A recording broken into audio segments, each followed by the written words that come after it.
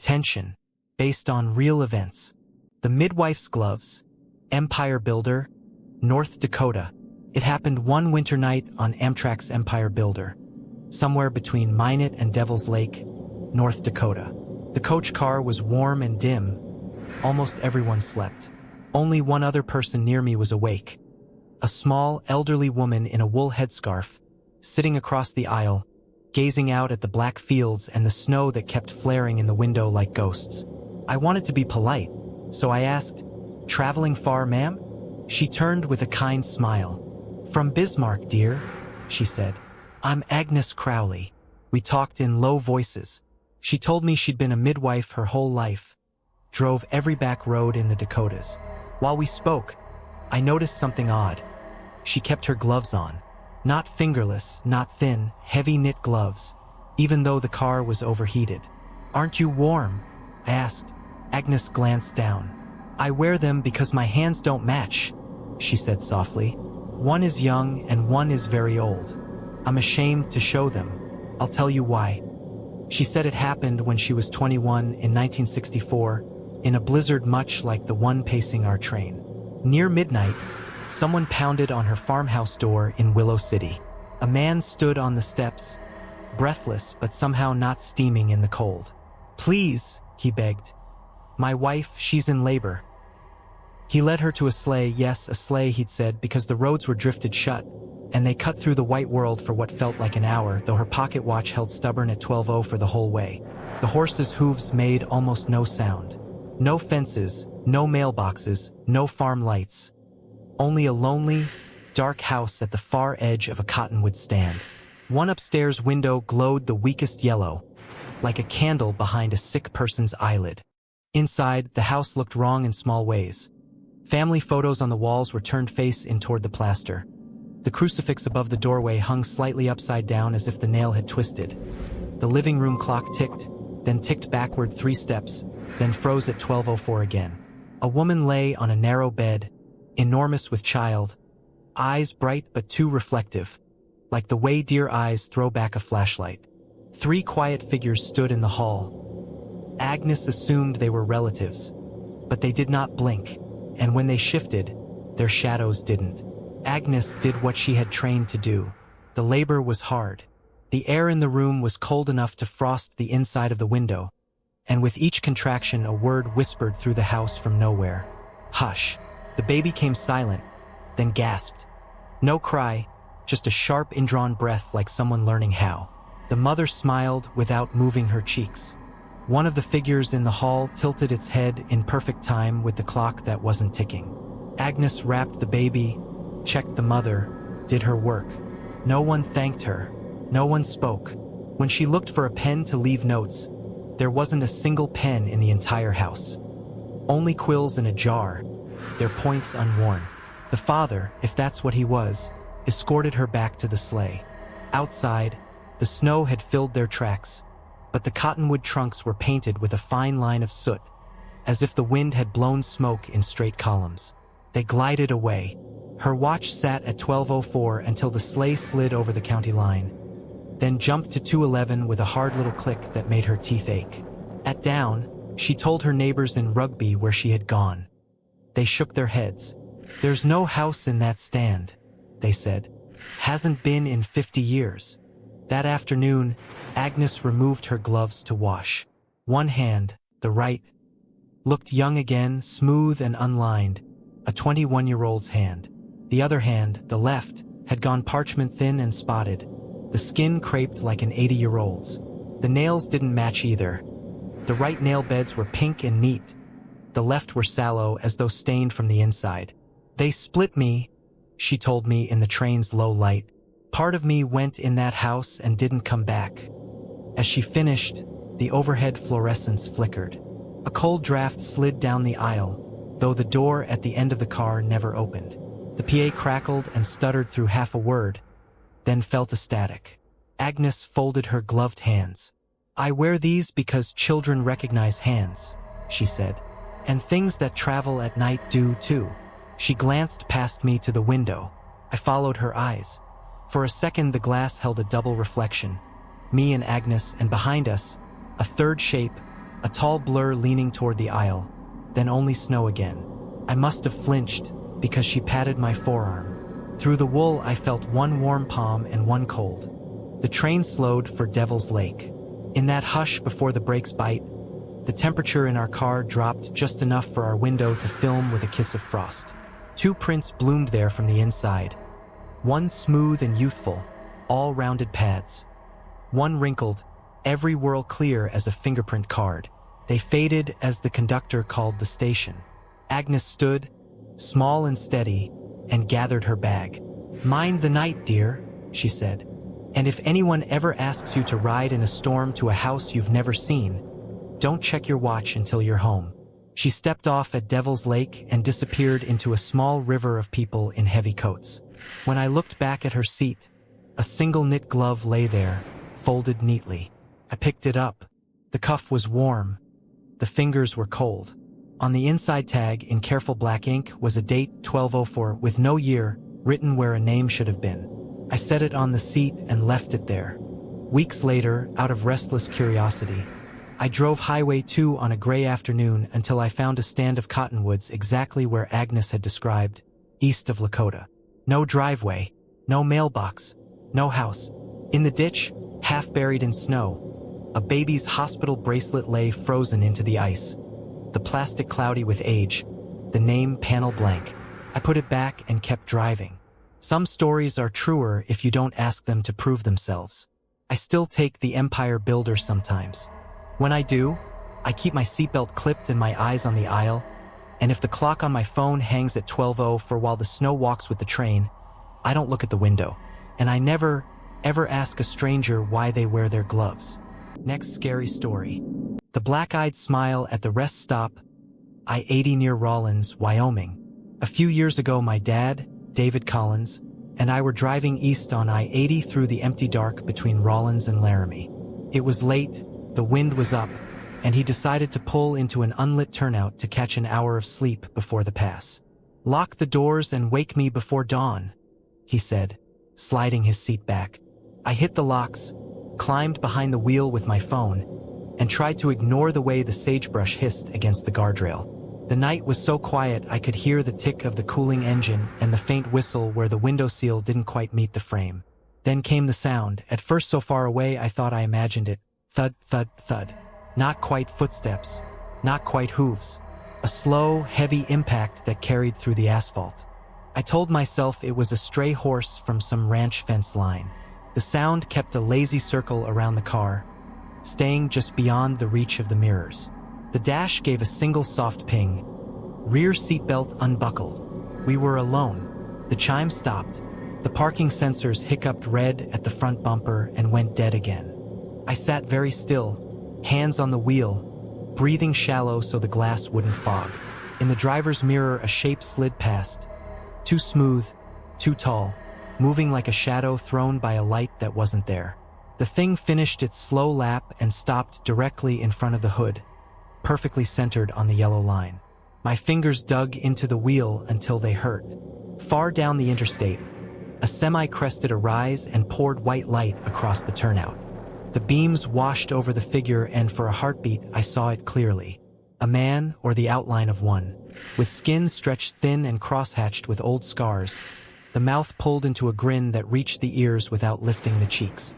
The eyes were black and empty, not glossy, not wet, just holes that forgot to end.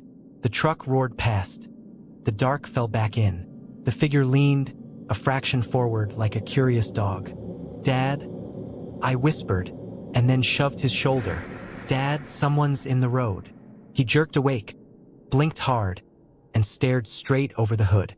"There's no one there, Em." His voice tried to be steady and wasn't. The car dipped, just once, as if a palm rested on the hood and pressed. The collision alert strobed red and died. Something tapped the glass near the inspection sticker, 3 soft knuckles from the outside. Dad twisted the key. The engine caught. The wipers skated across the windshield with a dry scrape that left a dark smear before the fluid finally cleared it. He pulled us out, tires skittering on sand, and we merged hard into the empty lane.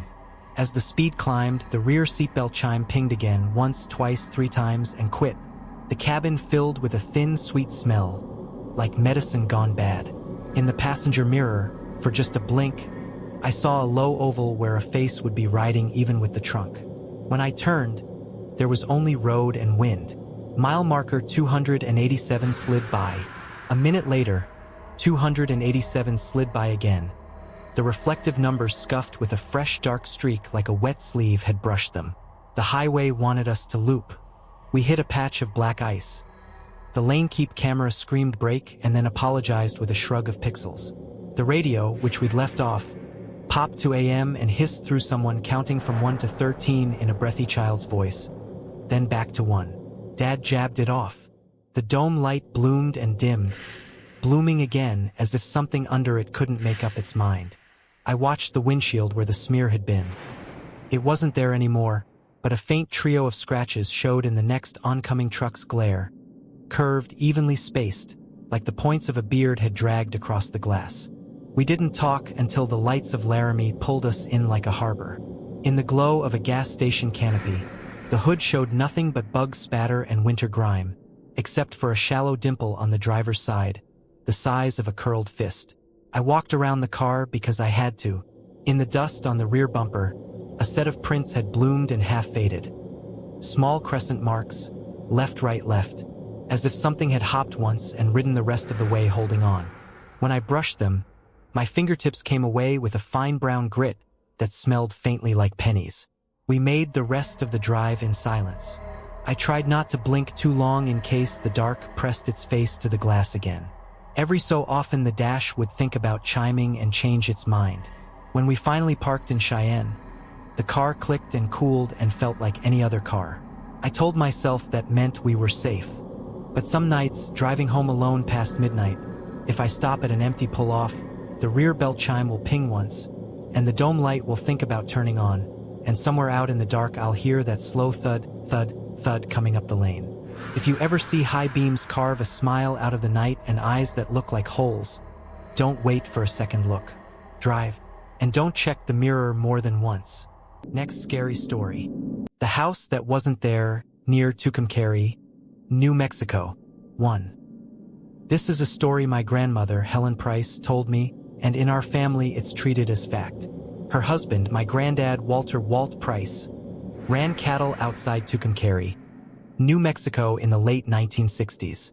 One winter night, riding home from the south pasture, he was thirsty enough to taste dust. The moon was thin, the air clean and cold, and the long dirt road should have been empty. That's when he saw it. A house where there shouldn't have been one. He knew every mailbox and windmill for 20 miles. But here stood a small frame place tucked in a cottonwood stand, one upstairs window glowing a tired, yellow light. Smoke wove from the chimney and then drifted downward, not up, like fog taking the wrong path. He figured somebody new had moved in and he could ask for water. He tied his gelding to the fence. The horse refused to face the house. Ears flat, whites showing, breath steaming, but didn't make a sound. When Walt climbed the steps and reached for the knob, the door opened on its own, slow enough for the hinges to groan once and fall silent. Inside, the parlor looked ordinary at a glance.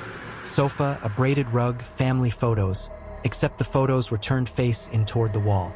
A mantel clock ticked twice, then ticked backward once, then held at 12:04. From the sofa, a girl watched him. She was maybe 20, with long black hair and huge black eyes that didn't catch the light at all. "Evening, ma'am," he said, hat to his chest. "I'm headed in and could use a drink." She didn't speak. She lifted a pale hand, pointed to the sofa cushion beside her, then slipped through a doorway toward the kitchen. Walt sat. The cushion was warm like someone had just stood up. A fly droned near his ear, strange in January, and died into silence. The house smelled faintly of iron and something sweet, like bad syrup. The clock stayed at 12:04. The girl returned with a clay cup gripped in both hands. The cup was hot as if it had been sitting on a stove, and the liquid inside was thick enough to move slowly. The smell, metallic, turned his throat. He stared into the cup and saw no reflection, just a dull surface that seemed to swallow light. He looked up. She was closer than she should have been, standing too still, her hair hanging like wet rope. She didn't blink. She didn't breathe. When she finally spoke, the word didn't match her mouth. The sound reached him a fraction before her lips moved. Drink! That's when he noticed the little things all at once. The fire in the stove gave off no heat. The smoke in the room fell toward the floor. Her shadow didn't move when she shifted. And from the kitchen doorway, 2 more shadows stretched long across the rug with no bodies to cast them. Walt stood, set the cup on the mantel without spilling a drop, and said a quiet prayer his mother taught him. The girl smiled. Only her mouth, not her cheeks. And the smile went too far, to the hinge of her jaw. "No," he said, and grabbed a hank of her hair to hold her in place while he finished the prayer. The hair felt alive, warm and muscular, like braided rope under his palm. It tightened around his wrist and crept his forearm like ivy, then slipped around his neck, not choking, just measuring, as if making sure. Her eyes never left his. They were holes, perfectly black, with a little shine at the very bottom like there was a deep somewhere catching light. From behind him, the clock ticked backward 3 beats. The room folded, like heat over a road, and for a heartbeat the whole place went paper thin. The hair released. The girl's face went blank, then split. Not with blood, but like a reflection in bad glass, into a dozen little versions of her, each one looking the wrong direction. Walt stumbled backward through the open door into the cold, and the porch wasn't there. There was no house, no steps, no cottonwoods. Just open pasture under moonlight, his gelding trembling at the end of the lead. The rope burned his palm where the hair had wrapped him, but left no mark. He swung into the saddle and rode hard. The night felt stuck, like the sky wouldn't move. When the first red rim of sun finally rolled up, he realized he wasn't riding toward home anymore. The trail had turned him around without his seeing it.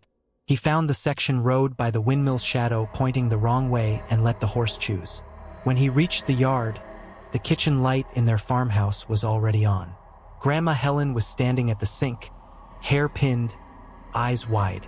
"You're late," she said, voice too steady. "Where were you?" He told her. She listened without interrupting and then said, "Last night I dreamed a girl with black eyes walked into our front room and sat on the sofa.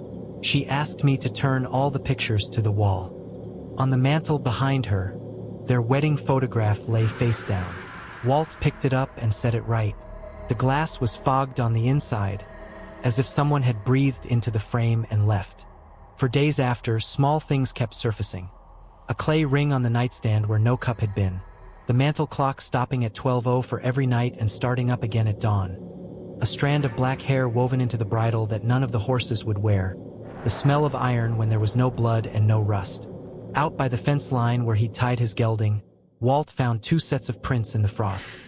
His horses, and a pair of bare, small footprints that started at the fence and ended at nothing. We still own that land. There's nothing in that cottonwood draw but grass and wind. But on certain winter nights, driving Highway 54 past the turnoff, if you glance right, you might see a dim upstairs window where there is no house and smoke falling the wrong way. If you ever step inside a place that wasn't there yesterday and a girl with black eyes hands you a warm clay cup, don't drink.